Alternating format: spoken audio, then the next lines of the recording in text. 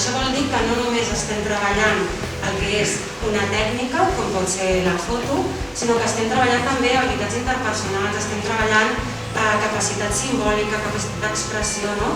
I aquest realment ha estat una mica l'objectiu d'aquest taller que portem treballant des de... Vam fer una càpsula al juliol del 2020 i després des del setembre del 2020 fins a aquest juny hem estat treballant també amb la fotografía.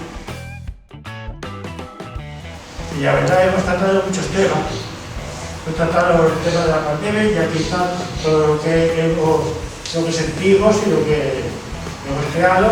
Aquí, por ejemplo, está nuestro esquema que queríamos poner un pequeño dibujo o ilustración.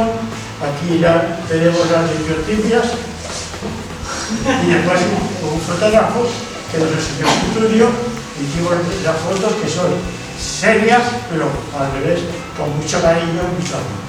La verdad es que sí, ¿qué pasó? Para mí fue una descubierta, ¿no? Saber que con la fotografía podríamos hacer terapia y todo eso.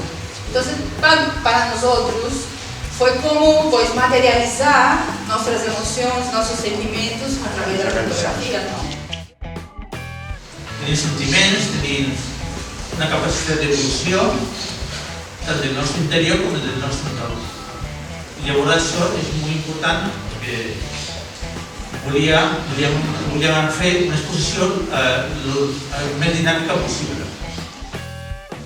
Sentirnos lliures, fora de l'estigma que algunes persones marquen a persones com nosaltres, fugir de tot això, sentir-nos unes persones més de la societat, sense cap tipus de mancança.